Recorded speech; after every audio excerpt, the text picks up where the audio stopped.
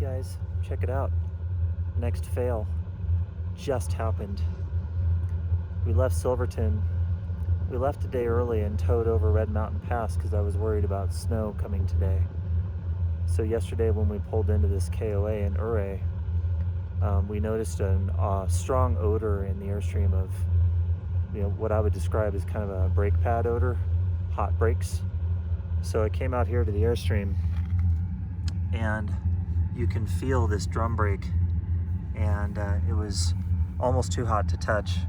The others were warm, but this one was hot. So likely probably a stuck brake shoe. So we found, for the first time in our entire RVing lives, we have found a mobile RV repair mechanic, and we are going to pay the emergency fee because they're booked out for weeks.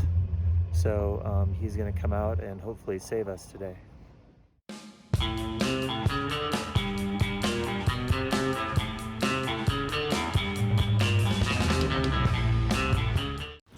All right, guys, this is Billy, and he is from Western Slope RV Repair. And so he has, I think, is a genius because he's realized there's a business model where people need help with their RVs. So we've got the offending wheel off here, and Billy's checking it out. Oh, there she is. Shoes look great. What are the shoes? Are those this part? Yeah, okay. The brake shoes here. Gotcha. Okay.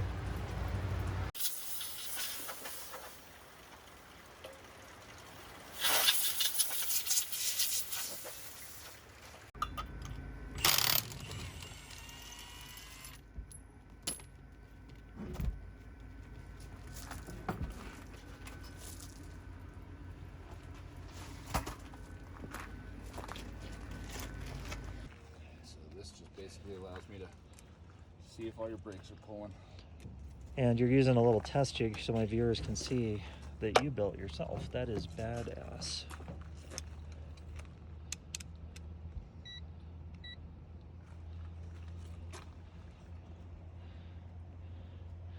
And so what Billy's doing is measuring, is that so you're pulling proper amperage. So I just want to make sure that you're not short. Was that all four together? Yeah. Okay, so it's almost that was almost 17 amps right there. Holy cow. Okay. Anywhere from 3 to 4 a piece is about what they say. Gotcha. Okay, guys, so this is super awesome. Like, we used this homemade test harness that Billy has here, and he measured the amperage. It's supposed to be about 4 amps per tire, so it was roughly 16 amps, showing that the trailer side of the equation was good. Now what he's done is he's hooked up a test harness here to the truck.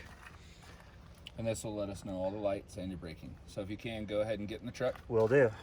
So the way you want to set your gain is you want to get rolling. So when you pull out of here, okay, get rolling. Okay. And then use that manual part that I showed you on the slide. Yeah. And you want to slide that all the way over, and you don't want your trailer brakes to lock up. So you want them to be right before locking up. So if they're sliding too much, back it off a little bit, and you'll feel it grab right before it locks up is where you want them. All right, and so your intuition is that I have it too high right now. I'm guessing that you have it too high. Okay. All right, everybody, so we got Billy here from Western Slope RV Repair. Hello. So Billy's gonna tell us what he found on our Airstream, and boy, it was a pretty involved process, a couple hours, right? Yeah, so basically the brakes have been being too tight for too long, causing excess brake dust to build up in there, causing the brake to actually drag a little bit more than it needed to, which was causing the extra friction. That was the original call. Okay. The wheel being warm. Okay, but kind of hot, right? Yeah. Okay. So gotcha. The brake controller was a little bit adjusted, a little bit high, so that was also causing it to, whenever brakes were applied, they were being applied a little bit harder than they should have been, as well as the excess brake dust being built up in there was causing the excess friction. Gotcha. Also. So, and I have a homework assignment after you leave, and tomorrow you've given me instructions on how to set the gain on my trailer. So sounds like I may have been running actually for quite a long time with my gain too high. Yes, ma'am. It definitely looks like it. So, and then it seems like this excess buildup here likely was that smell that we smelled, right? Yes, Like coming. absolutely. Okay. Brakes, they stink. Well, Especially when they get hot. and just a little plug here. Like, I just got to say, I think you have a stroke of genius. You've realized a business model here that has a huge need. So, I sincerely appreciate that. Beautifully done. And I should mention that you offered an emergency service, and it was a lifesaver for us. So thank you very much. Okay, next fail. I'm sitting here next to our 7000 EU Honda generator. This has been a bulletproof generator since we bought it about 5 years ago. Phenomenal product. I have been having trouble on this trip. It's happened twice now, where I will start the generator and it will alert me to low oil. So it turns itself off to prevent itself from seizing, except that the oil isn't low. My theory is that it's getting so cold in the mornings that this 10W30 is coagulating in the temperatures here. So until the generator heats up, it tricks it into thinking that it has low oil. And I am caught off guard here. We're on the road. I don't have my manual with me, but you can go down to a lighter weight, more appropriate for colder conditions. So I'm going to give that a shot. And we're going to see if doing an in-field oil change here with a lighter weight prevents the generator from giving me a false alarm and cutting off. All right, so I'm about ready to start my bush fix out here in the middle of nowhere on my generator. I've already told you guys I'm going to replace the oil. I am getting in the mornings again, you know, like this oil check alert will blink and then the generator shuts off. I thought I would show you something really quick. So on this particular generator, again, this is an EU 7000 IS Honda generator with fuel injection. So it's got a little engine controller here. And so if you turn to the on position and you kind of hold down this button, you can scroll through error codes here. And so as you scroll through these, for example, I looked up 1E is a battery code, and 12 has something to do with the inverter. I'm caught a little flat-footed here because I don't have my service manual. I left it at home, so I'm not sure what 22 means, but the point being that if there's a battery code, I'm going to go ahead and replace the battery anyway, so I got that ready to go. Also, I put some fuel injector cleaner, some injector cleaner from O'Reilly's in there. And lastly, so I'm going to do the battery, the oil, put the fuel injector cleaner in, and I'm also going to, as long as I'm here, I'm going to check the spark plug. So, and as for why we would get an inverter error, I have a suspicion that that was getting raised by, I think from an overload, because we about once a season, we trigger this overload alarm here. Like we left the compressor plugged in while the air conditioners were going, and that'll always throw the overload. So I'm hoping that that's why we're seeing that error code. If it's something worse, it could be very expensive to fix. So anyway, we're going to see how this bush fix does on tomorrow morning. I'm hoping we don't get a low oil alert. Okay, so the battery lives in this little compartment here, and it's very, very easy to get to. And we're going to pull out this old battery and affix the new one. Okay, I have the new battery in. Very quick replacement. Use my trusty number 10 here. Tighten up the terminals. Let's see. Yeah, we have power. There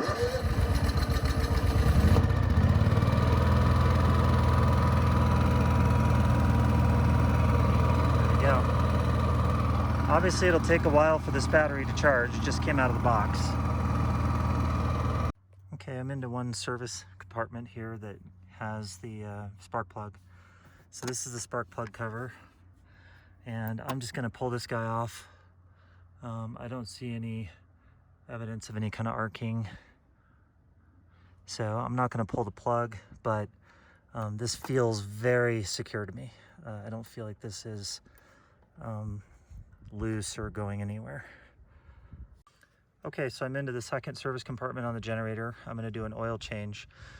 You can see like a whole 2-year service video that we did on this generator a couple seasons ago, so I'm not going to go into too much detail here, but I can say that I ordered a bunch of the crush washers, the actual Honda brand crush washers. So you can see they hang here in this compartment, so I never lose them.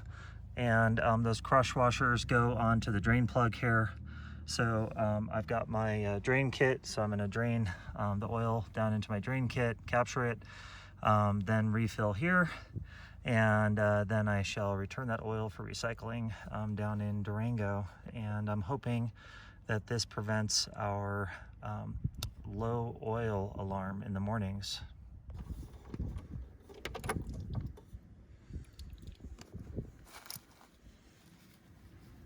Here we go. We're gonna fill up with new oil. Yum, yum, yum, yum, yum, yum, yum, yum. Oh, that's good stuff. Yeah, that's good. Oil's replaced. We're gonna give this thing a turn. In case some of you are wondering, I did not smell fuel in the oil, so I think the injector's fine.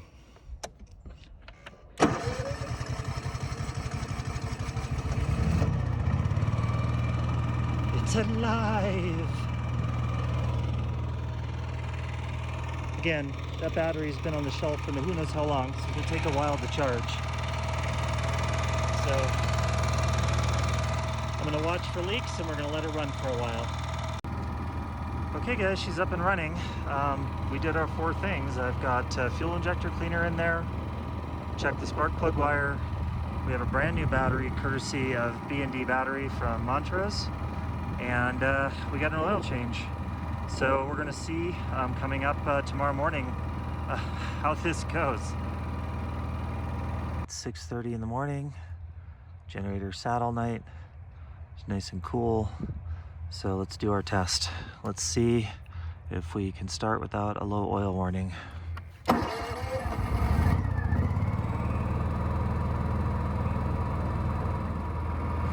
it's been 3 minutes and no oil alert.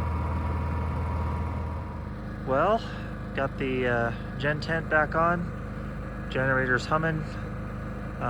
Morning's been averaging about 27 degrees here in Silverton. And I've had about 15 starts in the morning, 15 cold starts, and not a single stall, so I'm going to consider this problem solved. Okay, next fail. I was sitting in front of the Airstream a couple of weeks ago reading my book, and I heard a rattling noise, so I scooched under here, and I discovered there's a little environmental seal here for the propane line that's cracked, so it's allowing this line to rattle back and forth against the belly pan, so no big deal, easy to fix. But lo and behold, what should I notice while I'm down here, and I turn my head to the right, is a terrible bulge in our fresh water tank. So this is a 50-gallon tank, and we have a bulge kind of right around here.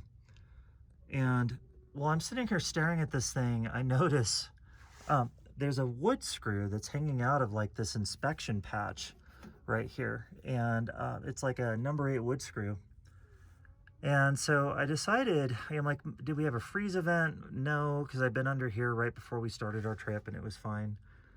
So I think what's happened is, I think we may have broken a strap that holds the water tank to the subfloor of the Airstream. And now the water tank is slumped down inside this belly pan, causing this bulge. So obviously the belly pan wasn't designed to hold 500 pounds of water. So it's not safe to tow this way. So the solution for today is just a workaround. We're here for about a month dry camping, so it's safe to fill it across the street and bring it over here and park and then use up the water. When we leave for our next destination, we will pump all the water out. And don't know how much it's going to cost yet to fix, but it does appear that this belly pan is held on with screws, so it can be removed. Likely we can rescue the water tank and likely we can rescue the strap. But not sure if this belly pan has been so deformed that we need to get a new one. So cost of this repair, TBD. Okay, next fail. So This fail happened the day I picked the Airstream up from Fred's house to start our 2021 trip. I picked the Airstream up, took it home, turned on the propane, and it immediately started leaking out of a kind of a dry rod in these hoses. The irony is, like, I think this actually had been progressing for a while, and I had even complained to Airstream during one of the service intervals about this, and they assured me that it was probably coming from the regulator and that a tiny little puff of propane is normal as it's doing its job. But I think these hoses are wearing out, and incredibly, I've never been to La Mesa RV before, but there's one close to where I live, so I popped over there and showed them these hoses, and they had exactly the part I needed. So, like, within an hour, the day of departure, I was able to find the parts I needed and replace them. And in case you're wondering, you know, why would this happen, I think it's just because Airstream has this environmental cowl that you put over the tanks, and it causes this really, really aggressive bend in the hose, and it's just sort of inevitable that these things are going to crack under that kind of a tight radius. Plus, you know, the Arizona heat probably doesn't help too much. So, but that one was easy to fix, and I think the cost was, you know, it was like $20 or something. It wasn't much.